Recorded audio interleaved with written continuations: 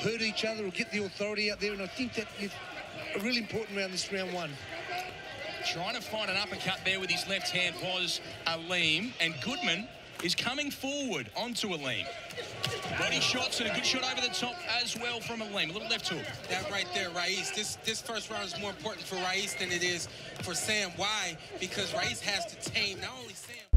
Okay, boxing update tayo mga tol. Naoya Inoue may paparating na laban sa December 24, araw ng Tuesday. So, ngayong Christmas yan sa Japan. Ang makakalaban niya ay etong si Sam Goodman. So, ano sa tingin niyo mga tol? Mananalo ba si Naoya Inoue dito? Siguro, maganda ang Christmas ni Naoya Inoue na ito. Kasi malaking pustahan na naman to. Malaking pera naman ang darating dito. So, ito yung mga natalo ni Naoya Inoue mga tol.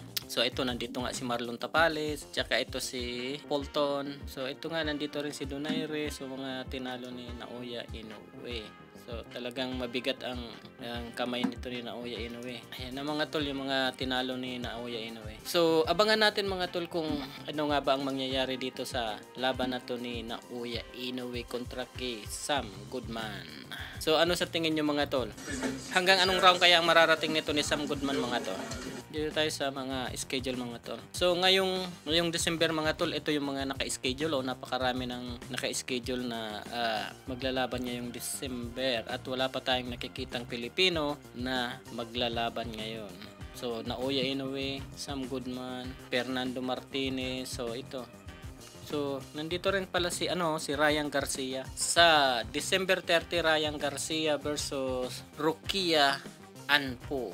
So, ito mga tol. So, December 30, Ryan Garcia and Rukia Ampo ang maglalaban. Ito ay gaganapin sa Japan. So, ayan si Ryan Garcia mga tol. Oh, grabe. Bigat si Ryan Garcia. Pero ito ay hindi yata title na laban. So, parang exhibition lang tong na ito. Sigurado ang mananalo dito ay Ryan Garcia na naman. Ano sa tingin nyo mga tol? Hindi naman sa minamaliit natin yung kalaban nito, pero sigurado Ryan Garcia na naman to. Kasi boxing to siya yung professional siya dito. Ito talaga yung laro niya. Alam naman natin yun. At least, abangan natin to December 30. Tsaka si Naoya Inoue ay December 24.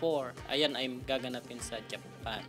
So sige mga tol, huwag kalilimutan mag-subscribe mga tol. Alamin natin kung hanggang kailan tatagal talaga ang kalaban nito ni Naoya Inoue. Sa tingin nyo mga tol, anong round kaya babagsak ito?